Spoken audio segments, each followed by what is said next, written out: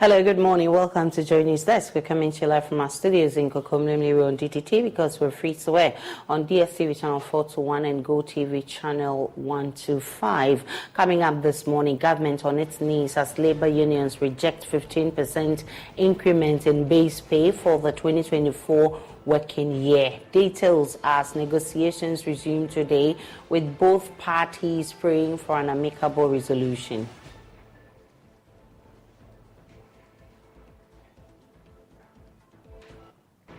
Also, parts of the country still experiencing power cuts following Energy Minister's announcement last week that the fate of the country lies in the hands of WAPCO. We have details of that, of the fact that we may be going back to Jumso for you. And review LI 2462 to ensure it aligns with the principles of sustainable development and to provide adequate protection of the country's natural resources. That's a call from the Danger Development Associations of Parliament. We have more for you on this. Details of all of these plus business coming up shortly.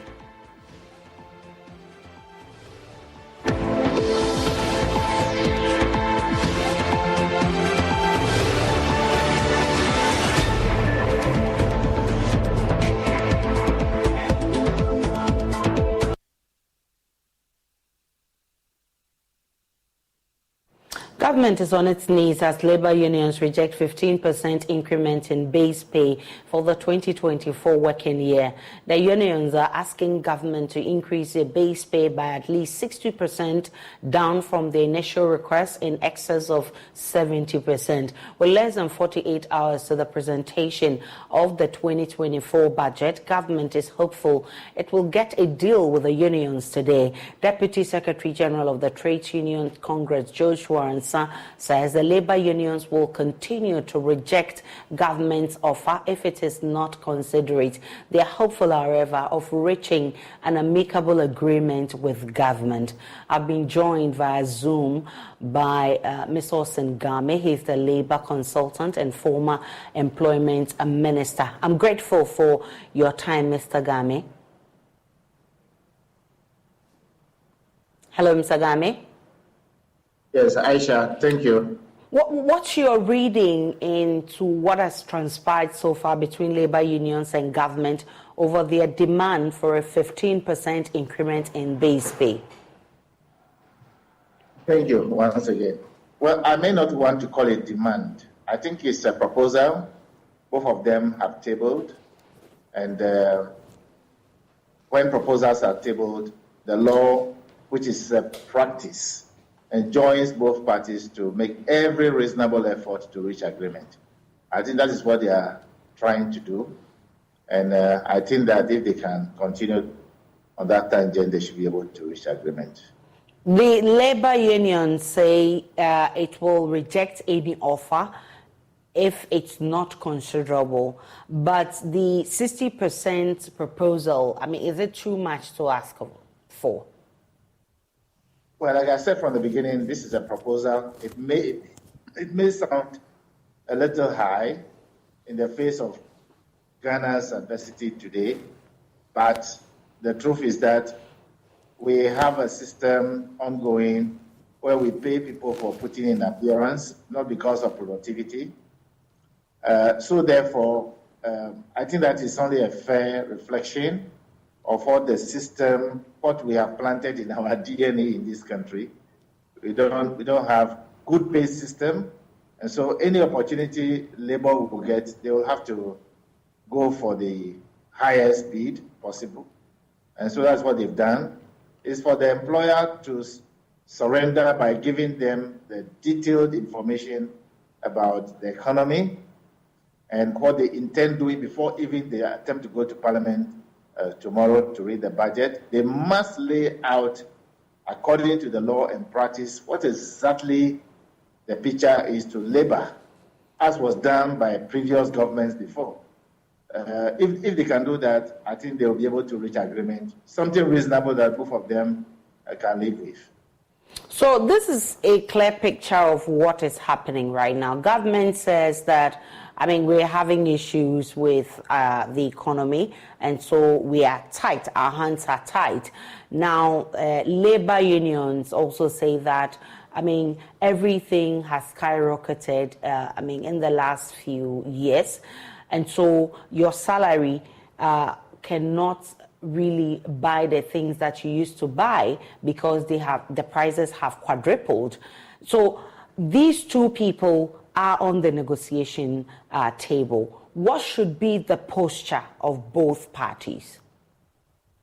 Well, the foremost is for the employer called government. We don't want to call government political. Government as employer must demonstrate that they are very serious people. They would like to cut down costs, and it's a demonstrable thing. It's not going to be a figure of speech. They have to demonstrate to organized labor that they seriously would like to consider cutting down costs in this area, and they will hold them to account for it, because they will go to Parliament tomorrow to read the budget, and they will have to show that in the budget, so that both parties can have assurance that the mess up in the economy will not be repeated next year and going beyond that. And so it's for the employer in particular, coming under Section 97, to share necessary information which is relevant for the negotiation, and give labor the commitment that they will be held accountable, they will not overspend, and therefore mess up the economy and create further problem for them again. I think that should be there, because labor is not the one in charge, and because we don't have a planned economy management in Ghana, obviously they will need a lot more information so they can cooperate with the employer, which is government, to ensure that we do not unbalance ourselves. That's what it is. What's your own expectation of the finance minister as he presents the budget tomorrow, having followed all the labor agitations having to do with pay rise, conditions of service, and even the unemployment rate as we speak? What would you expect in the budget as far as the labor front is concerned? Well, honestly, if they had talked to some of us, we wouldn't have run into this kind of mess we are in. What they should have done is to engage labor long time. But it's not late.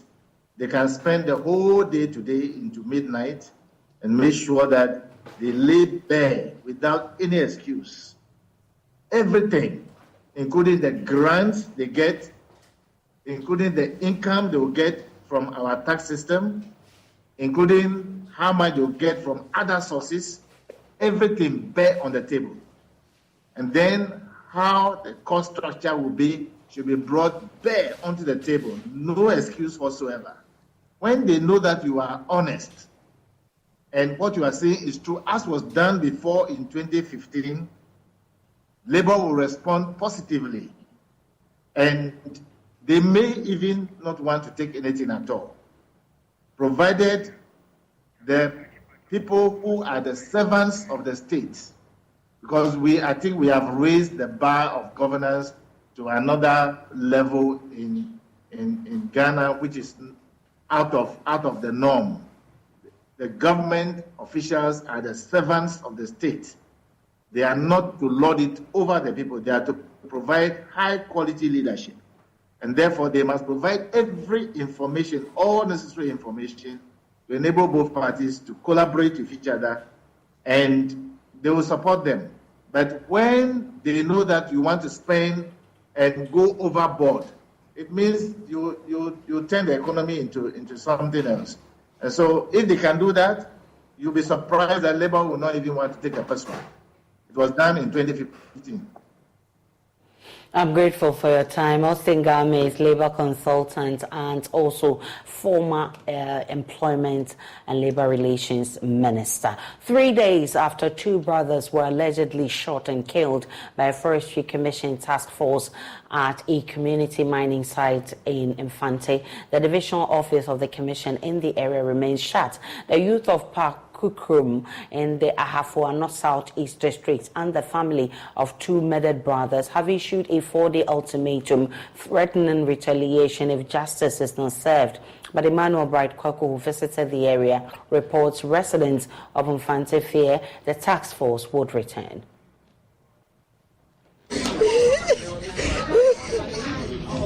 A saddened mother, a sister left in excruciating pain.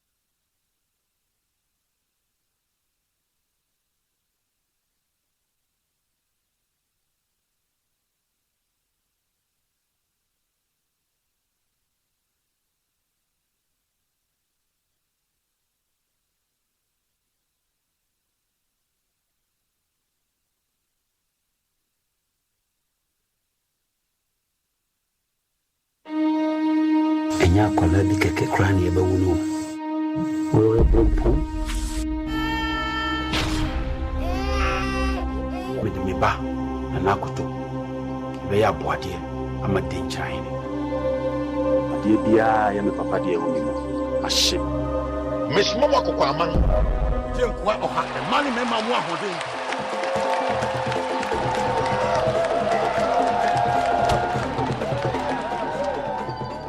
It's no year payment. Who family share?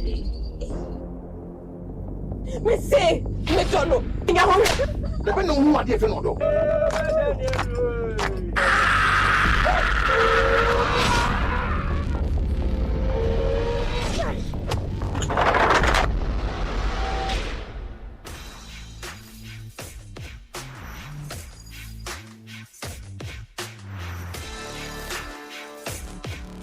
His Excellency, the President of the Republic of Ghana in 2016 pledged to ensure free senior high school education for every Ghanaian child. Under the leadership of the President and the Sector Minister, Honorable Dr. Yao Osei Eruchum, the first-year enrollment has risen from 308,000 in 2016 to over 500,000 students being enrolled each year under the policy, making over 1.6 million children enrolled under the policy as of 2022. The Transformation Agenda series on education exposes you to the varied and various achievements of government in the area of education, delving into the policies, interventions, and infrastructure development that has occurred under the leadership of the President. Be my guest this and every Tuesday as we bring you documentaries from across the 16 regions of Ghana on Joy News between 6:30 p.m. and 7 o'clock p.m. Transformation Agenda series on education, reimagining education for national development.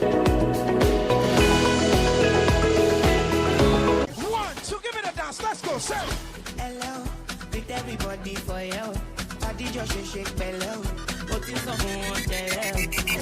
Your favorite TV game show, Step Up, is back with another amazing season.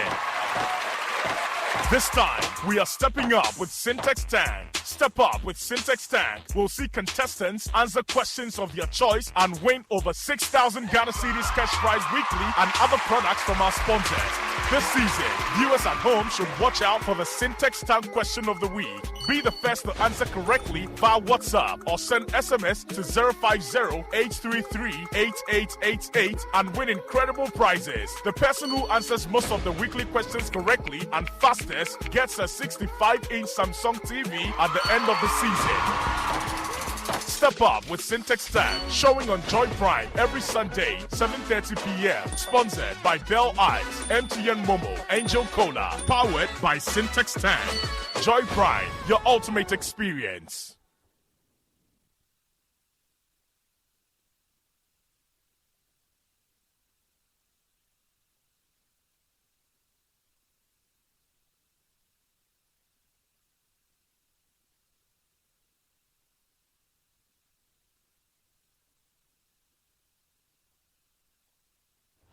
Welcome back to Journey's Desk. Apologies for that breaking sound. Let's get on to other stories. We'll be bringing you that story later on in the bulletin. But parts of the country are still experiencing power cuts. It follows the Energy Minister's announcement last week that our fate actually depends on the West Africa gas pipeline to enable us get gas. There has been a heavy reliance on gas as the cheapest in fueling the country's power generation plants.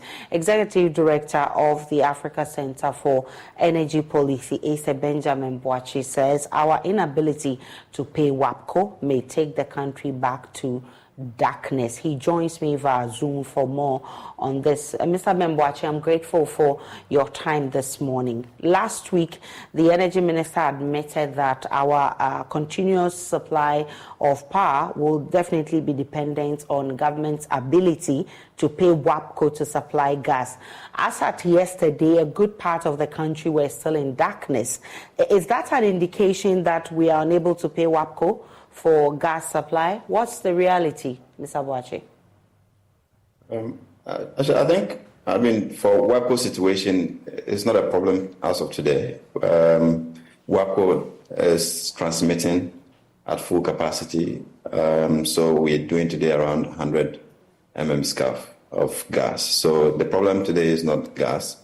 We don't know if people have power challenges. It may not be coming from gas transmission at this point. But the bigger question is, how long are we going to be enduring this? And how many times would we have to explain to the people that one supplier or the other, has withheld supply, and therefore we're not able to send power to homes and businesses? And that, for me, is the bigger challenge for us to deal with. And it comes back to ensuring that power generated can be sold. Ben Boachi is the Executive Director of ASEP. Hello, Mr. Boachi. We're having a bit of a connection problem. He'll be getting back online to tell us more about this. Mr. Boachi, are you back? Right. I think yes, the power went off. I lost you briefly. The power went off. Surprisingly, the power went off. You're interesting. All right. So, so you were making the point. We need to be able to address these recurrent problems to ensure that power generated can actually be sold and money recovered to pay the value chain. At all times, we need companies to do the transmission of gas, and all of them would want to shut down or demand that money is paid. So the problem is not WAPCO. The problem is not paying WAPCO. And therefore, if we know what the problem is, then we need to address those problems. What I even fear is the state of the state enterprises or institutions like Gridco and VRA, who, because they are state entities, may be suffering and not be able to come up with the real situation that helps all of us to address their challenges, because they cannot shut down unless the system collapses, as we have seen in some cases from Gridco. They will keep generating and or transmitting, but that comes at a huge burden to those institutions, and they may at some point not be able to deliver the service that they're supposed to deliver to the Ghanaian people. We need to watch that. Is it a hopeless situation, Mr. Boachi? I wouldn't say hopeless, but it's a crisis situation. To have a power sector that cannot pay 70% of its bills, that is really a difficult challenge. So government has to always intervene with hard currencies that could have gone into development. but simply because we cannot generate power and sell power and make money, government has to sacrifice the budget to address the under-recoveries in the energy sector. And we need to reverse that. How did we get here, Mr. Boakye? I mean, I think we have been explaining the problems, and they keep deepening and worsening.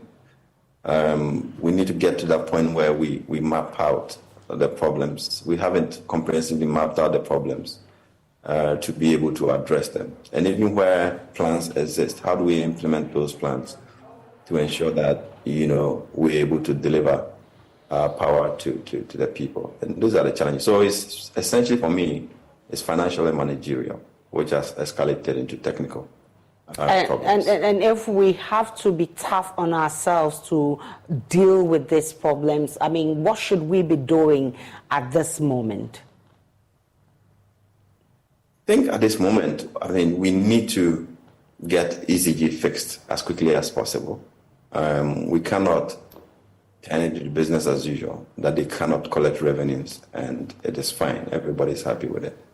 Regardless of how much adjustment you do to the tariff, if the structures to recover revenues are not tight enough or they are not stringent enough, we're still not going to make money. And you can see that even though we have made about 100% adjustment to the tariff, revenue requirement has actually declined, over time, which is a signal that we need to fix the management side of things and fix the financial side of things for the sector to function. We don't need ministers explaining to us what the problem is all the time, when it's a system that is commercially viable and supposed to,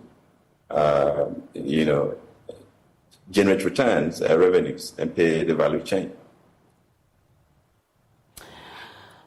So if the problem is not fixed within the next weeks, we're going to celebrate Christmas in darkness? I'm not sure government will let that happen. I think they would do everything to keep the light on. And that, for me, is even the worry, that we're trying our best to sustain inefficiency. Because government will sacrifice schools, sacrifice roads, sacrifice water, projects, and pay under recoveries. We have the light on. And that, for me, is really dangerous. We need development. And the way we develop is to ensure that people who are consuming the power are paid for the power and not the budget of the country. But we are paying so much money, Mr. Boakye, and we are still sleeping in darkness. Well, the reality is that we are not recovering that money. So it's going into individual pockets? Only a few people are paying, and that also has its own management issues. What is collected has management issues. First, we're not collecting enough, and even what is collected has management problems with it. So we need to fix those important problems for us to be able to ensure that we have a power system that don't keep us stuck in the way we are doing. Is it only an ECG problem? It's not only an ECG problem, but they sit at a position where they collect revenues to pay everybody. So if they suffer or they are not able to perform, it affects everybody else in the value chain. So that is how... I suspect the lights have gone off again, but Ben Boakye is Executive Director of ASEP. He's been trying to explain to us what the problems are with our power supply, and the reason, if we do not tighten our belts and actually fix the problems, we may go back to darkness. I'm grateful for your time. Are you back? All right. Thank you so much, Mr. Boakye, for those explanations. Now, let's get on to other stories. The director of the Center for Coastal Management at the University of Cape Coast, Professor Dennis Walanyo Aheto, has highlighted the need for Ghana and Africa as a whole to embrace a blue economy. He says since the ocean covers almost 70% of the Earth's surface, it is too large a resource to be ignored, and that Ghana must take advantage of the fact that the country is one of the 38 coastal countries in Africa and invest in the blue economy. Professor Heto was speaking at his inaugural lecture on the topic, Our Oceans Securing Our Common Future Through Transformative Research. Is the fact that if you take the globe, the surface of the earth, 70% is covered by water and 30% covered by just land. We live on land, but yet we are not concerned about the sea, the river bodies, our lakes, our rivers, and so on. The question is why? I think this is a question that should be one of our take-home messages from this lecture. Asking ourselves that we live in a population, we don't live in the sea. Nobody lives in the sea, at least for now. Of course, there are attempts to create some recreational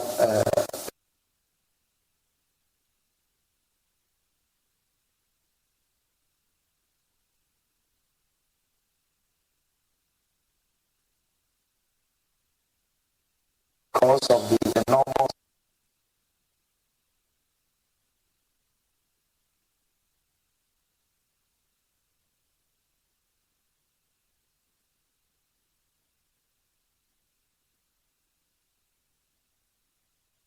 academia. So why don't we take care of our oceans because of the enormous opportunities it gives to us? Coastal management is still something that marine and coastal development issues are really still not on the mind of academia and even government people. So there's still a lot of work we have to do to be able to bring that to the attention of policymakers, to decision makers in our universities, and to really, so it's still in a very nascent growing stage. So why are oceans our common future? I've already said that the oceans cover 70% of our Earth. Our oceans are a common future.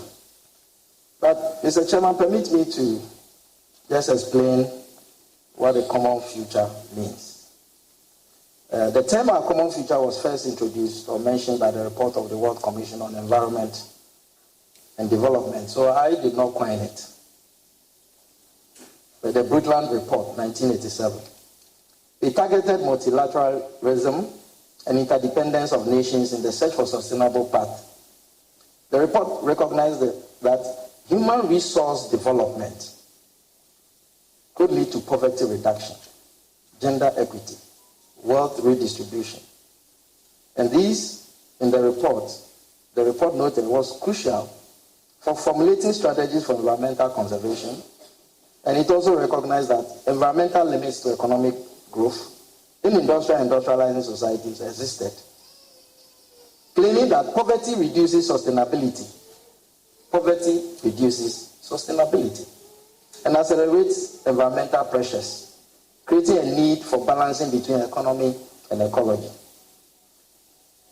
In my context, in this inaugural lecture, I just want us to relive that vision in that report because it has since been thrown overboard. Climate change poses a significant threat to crop production in Ghana, creating conditions that enable foreign pests to thrive and cause extensive damage to agricultural yields. To address this challenge, the Plant Protection and Regulatory Service Directorate under the Ministry of Food and Agriculture, in partnership with Accelerating Impact of Climate Research for Africa, has established an early warning and rapid response system to effectively manage and control the spread of these foreign pests. There's more in this report. Agricultural production has greatly changed over the years due to global warming, with foreign pests adapting swiftly to the changing climate, resulting in severe destruction of agricultural yields.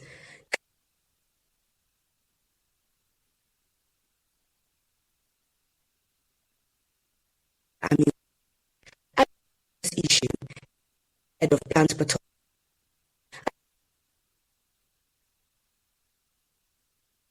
Amadou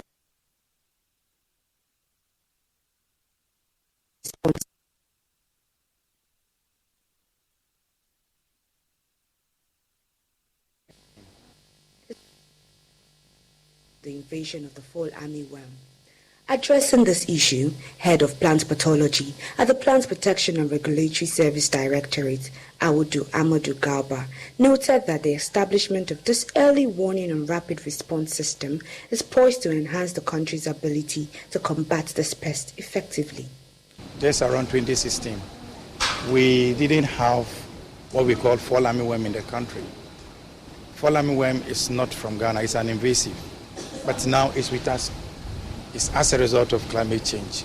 And it's just not fall armyworm. We have several others. I think very soon, we are hearing of a new pest that has been identified. Very soon we are expecting that communication to come from CSIR. So if we have this collaboration, you see that it will be a good way for us to go. Sometimes we wouldn't have to wait for long. When the alert is there, we quickly get the information and then we'll start working on the ground. So just after the signing ceremony today, we expect that by the first week of December, we should have the implementation of this MOU into force, where we can start working together. Director of the Biotechnological and Nuclear Agricultural Research Institute, Dr. Michael Osai, indicated that this framework would enable the country to take proactive steps in tackling this pest. We don't want to be taken by surprise by any new introduction. What is the freshest on our mind is the fall armyworm. When it broke, we were taken by surprise. Before we could say jack, it was all over the country. Farmers were crying, they were losing, and other things. So we don't want to be taken by surprise anymore. So we are putting in place what we call an early warning and rapid response system. Basically, to just put in place mechanisms where before or as soon as a pest is introduced or becomes a major problem in the country, we know. Then we can take quick action. We already may have developed response mechanisms or tools that are ready for taking action against those pests. So as soon as we detect it, we move into action and make sure that we are able to control it. Other countries have this in place, so they are not taken by surprise. And if there are any new introductions, they are able to deal with them immediately. The Accelerating Impact for Climate Research for Africa signed an MOU with 11 partner institutions for the development of the framework of the early warning and rapid response system for pests and diseases. Esther Nkrumah's report for Joy News.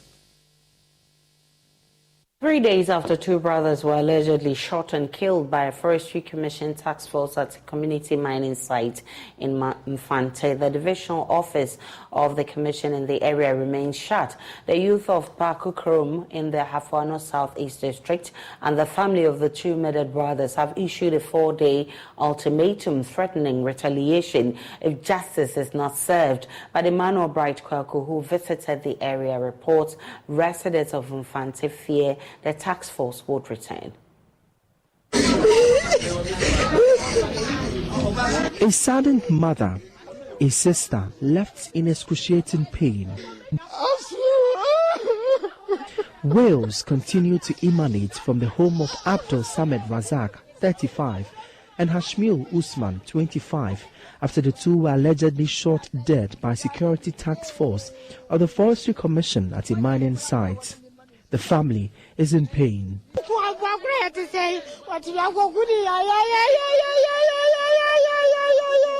You've killed a human like animal.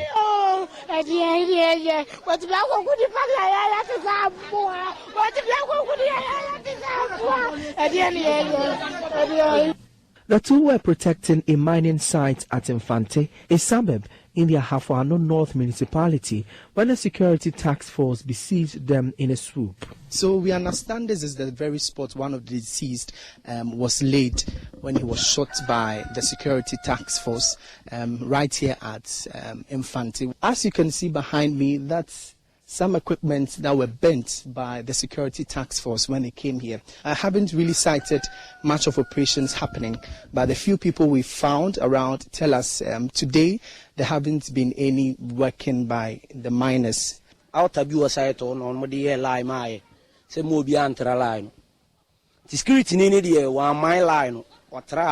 forestry officer drew a line on the ground that we shouldn't cross, but one of the deceased did not heed and went ahead to cross it.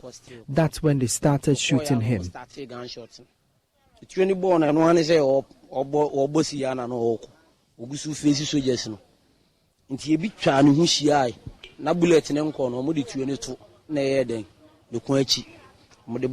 They shot severally, but he survived them. So they surrounded him and hit his neck with the buttstock of their gun. The other was shot from behind through his skull.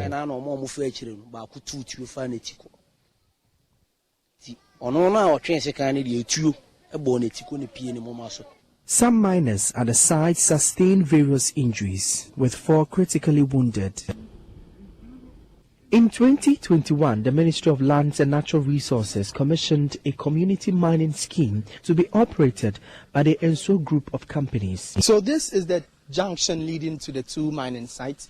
On my left is a route to the Enso group of companies mining site under the Infante community mining scheme. And this is also another route leading to where the incident happened. The miners, however, claim both sites are under the community mining scheme. But there are fears of a possible return of the task force to comb the community. Because gunshot straight from site or more incident happen or site or from site straight to. We are scared because they might come back. Back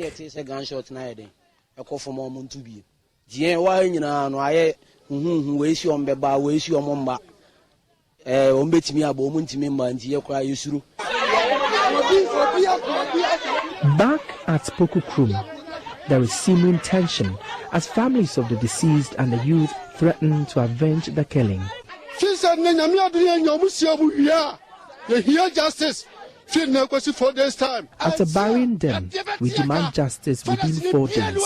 If it doesn't happen soon, we will retaliate.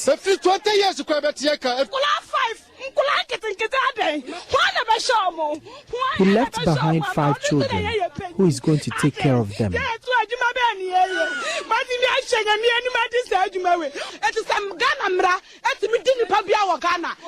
If the laws are working, it must work for us too. Else, Forestry Commission officers will not operate in this constituency.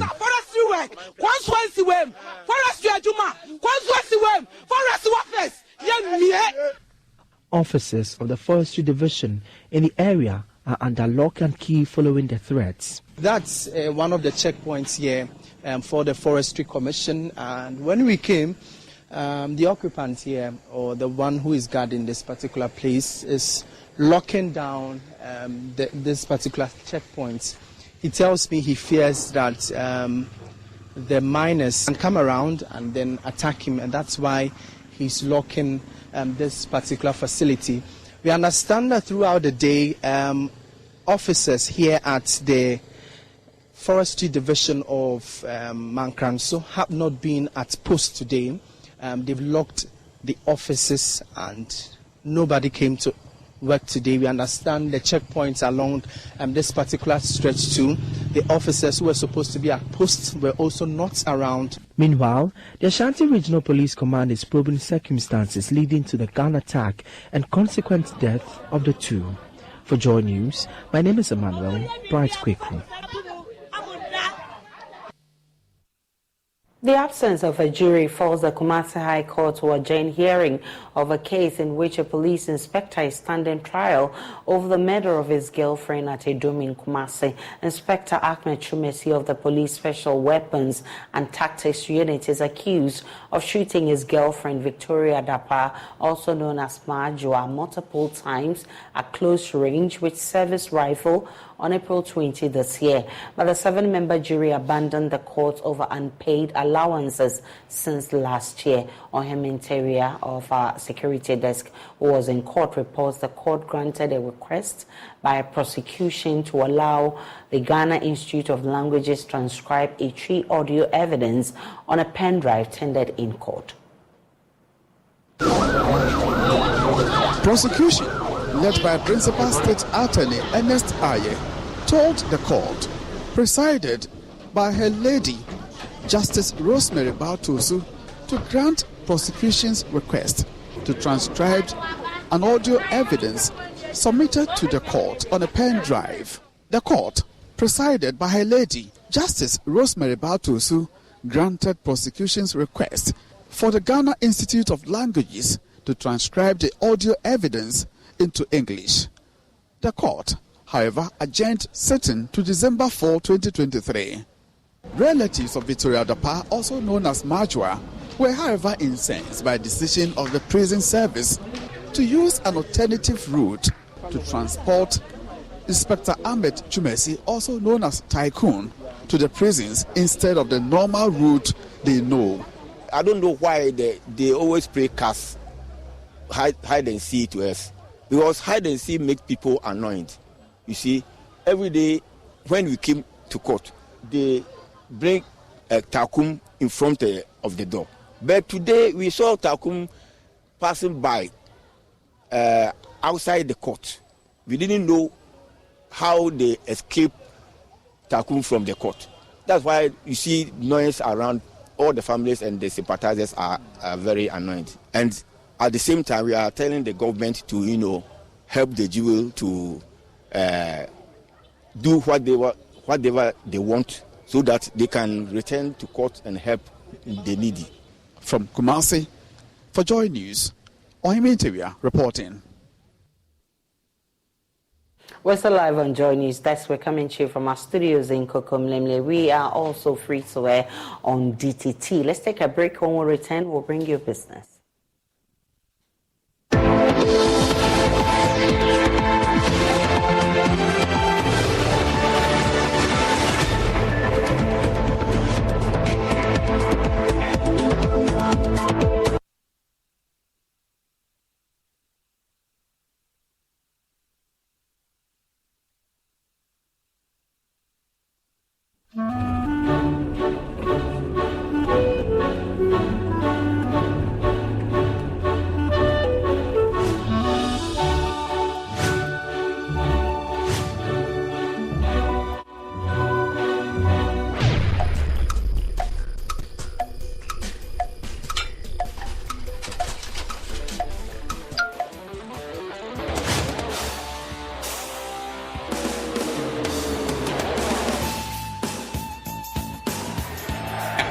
It's incredible!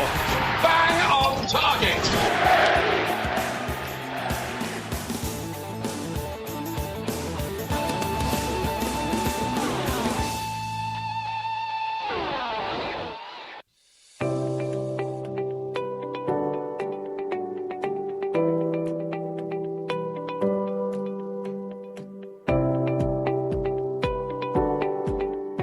Hi, my name is Joel Nete, and I bring you greetings from the Old Achimota Association, of which I'm the president. I'm inviting you to Achimota Speaks, which is a platform created by the Old Achimota Association, but indeed a platform where all Ghanaians living everywhere can have a conversation around the most critical things that matter to us as a people. The next Achimota Speaks events, which holds on Thursday, the 16th of November at the British Council Hall, is under the theme Ghana, a country in crisis, defining a new economic direction. Our keynote speaker is Professor Nyako of the New York University. Professor Nyako is a distinguished economist and brings to this conversation both an international and of course locally relevant perspective. On the panel with him will be Pishigulana Alasan Andani, the former CEO of Stanbic Bank. We also have Mr. Kofi Finn of Petro Trust, and we also have Mr. Frank Edu, a former CEO of Cowbank. This conversation will be moderated by Accra Belamundi, and we are poised to have a very serious conversation, not just about our past, and indeed not about our current situation as a country, but maybe even more importantly, where we need to be going into the future if we want to change our fortunes. Like I said, this is a platform that invites all Ghanaians who care about Ghana. So regardless of what school you went to, regardless of where you are in the economy, please come, let's have this conversation. It's at the British Council Hall on Thursday, the 16th of November, and it starts at 6 p.m. sharp. So please come at 5 o'clock, come meet, come greet, come network, and let's start this conversation at 6 p.m. sharp. I look forward to seeing you there.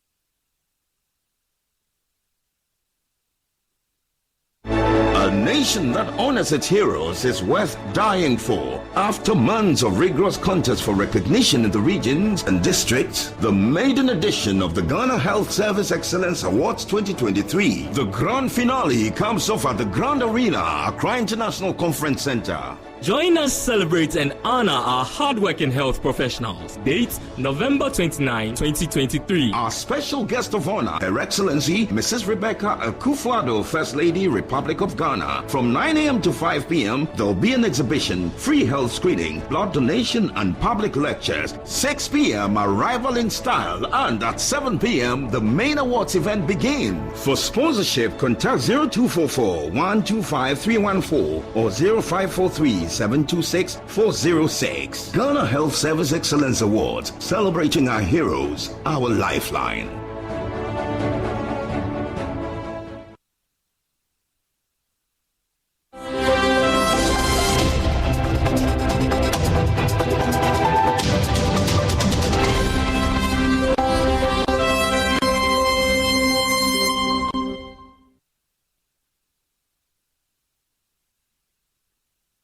Hi, good morning. Welcome to Business. My name is Darrell Kwao. The University of Ghana Business School says it will continue to provide quality business education through various partnerships. According to the Dean, Professor Justice Baole, the school would engage various key stakeholders within the economy in its quest to bridge the academia-industry gap. He was speaking at the Access Pensions Young Scholars Fellowship Award ceremony. The UGBS Access Pension Scholarship is a scheme which seeks to provide financial support to needy and brilliant regular main campus students of the University of Ghana Business School. Professor Justice Baole called for more support from corporate entities. The program is a promise of 200,000 Ghana cedis annually to support needy but brilliant students. Madam Chair, I'm happy to inform you and the gathering that there was a very, very elaborate process to select the students who have become our first cohort of the Access Pension Scholars, Young Scholars Fellowship Program. Vice Chancellor of the University of Ghana, Nana Abba Apia Amfu, tried the scholars to be an epitome of excellence. These scholars will go on to contribute to society, drive economic growth, and propel positive change. They are the embodiment of hope for a better and more inclusive world. As we outdoor this partnership today, we also extend an invitation to other corporate institutions to support this noble endeavor. This is an opportunity for all of us as members of the corporate community to step forward and demonstrate our commitment to extend quality education to underprivileged students. Board Chair of Access Pensions, Ernest Abebu, pledged to expand the project to other universities. The Access Young Scholars Fellowship Program, born out of our ethos of community service, represents our long-term commitment to directing a significant proportion of our CSR budget, corporate social responsibility budget, towards tertiary education. We hope to expand this program to other faculties and universities in the coming years as the Lord blesses us with more resources. Now, women entrepreneurs have been entreated to be heavy on bookkeeping to attract some foreign investment. According to Project Officer for the International Trade Center, Theresa Ayesu, this is key in making accurate budgeting possible and enabling proper reporting to investors. She spoke to Joy Business at the opening ceremony of the Investor Marketplace Finance Forum. Most often it's about stereotyping, also with a little background searches we did. We also realized that it is not really a challenge which probably they are facing with the financial institutions, but we also realize that some of them do not have good bookkeeping systems, because normally when you want to access any form of funding, the financiers look out for a lot of things, whether to see whether you have like good bookkeeping systems, and then also some look out for your business plan, your financial plan, off-taking plan, and stuff like that. So we've actually started working with most of these women. Some of them, this is actually their first time of being in an auditorium with all of us, right? This is based on the fact that we have some people who are actually beneficiaries of the United Kingdom Trade Partnership Project, and then we also decided to make it a nationwide project so that other people could actually benefit from this. All right, and that's all for business. The news continues after this break.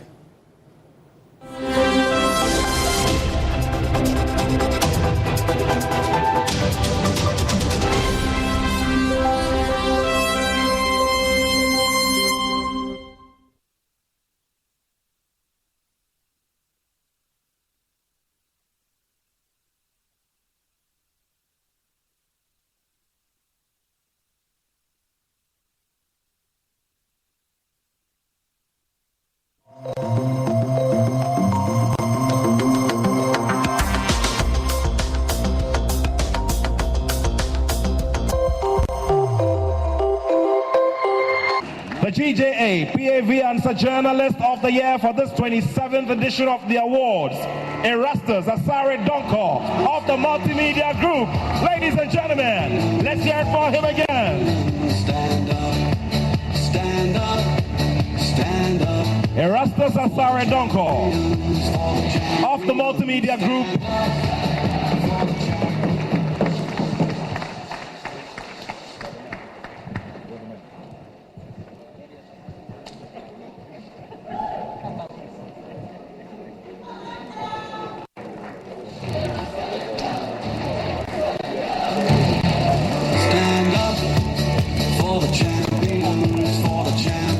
Ladies and gentlemen, I can't hear the applause. Let's keep it going. Let's keep it going. Let's keep it going.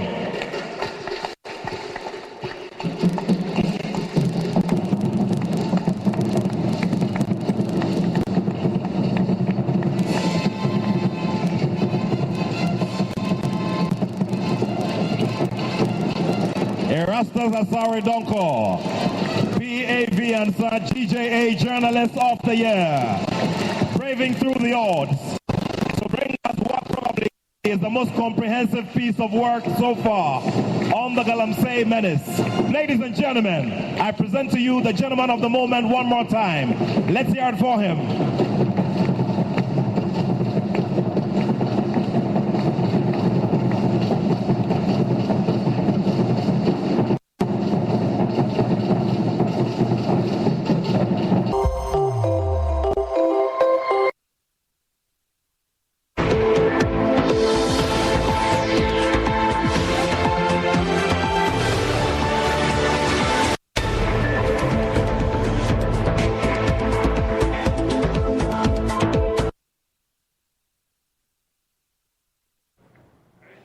Welcome back. Some Libyan returnees from the Bono region still harbor the desire to go back to the desert nation. The Bono youth went through irregular migration to Libya in search of greener pastures but returned to Ghana for various reasons. However, most of the youth, in an exclusive interaction with Joy News, declared their intention to travel back to Libya for better living conditions.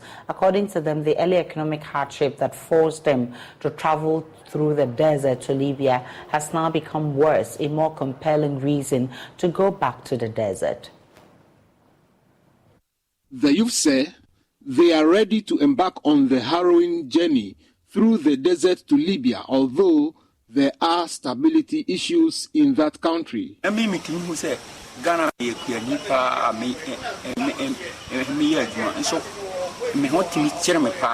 was a farmer in Ghana, but things were hard for me. That is why I went to Libya. I was shot in the hand whilst on the way to work. So I came back to Ghana. I cultivated yam on large scale when I was in Ghana, but I could not build a house. I built this house when I was in Libya. If I had money, I would have gone back. Libya foreigner there, unia hotote se uwo krum de ba bana djuma semwa djuma de emuya sen ha. Working and getting paid in Libya is far better than Ghana. We compare Ghana ha there because your Ghana ha na miss nyine kubi. When wo heska yenya free me ne eho na eho de eho yesen Ghana bibiri. You can be the strongest person in Ghana, but you are paid a peanut. But they didn't crack this in Ghana, said they pay dear. You see, I'll be Libya, won't crab 7,000. With the current hardship in Ghana, I am ready to spend 7,000 to 8,000 Ghana cedis to go back to Libya and continue to Italy.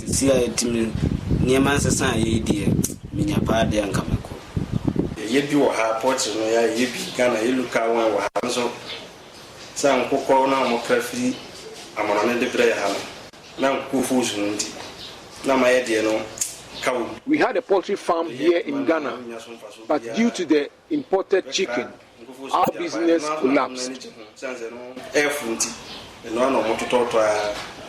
The cost of feed and drugs for the birds also became unbearable.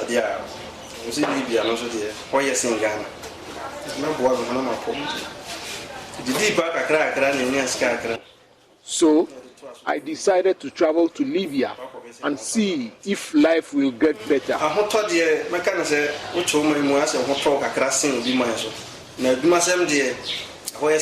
There's much liberty in Ghana, but working in Libya is far better.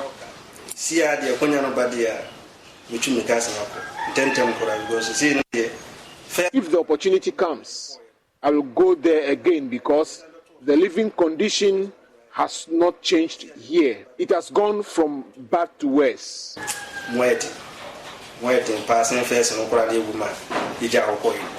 Nesta Kafui Ajuma reporting for Joy News.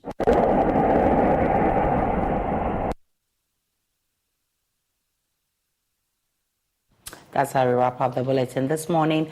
My name is Aisha Ibrahim. You can log on to myjoyonline.com. There's more of the news and updates of all the developing stories. My name is Aisha Ibrahim. See you again at 12.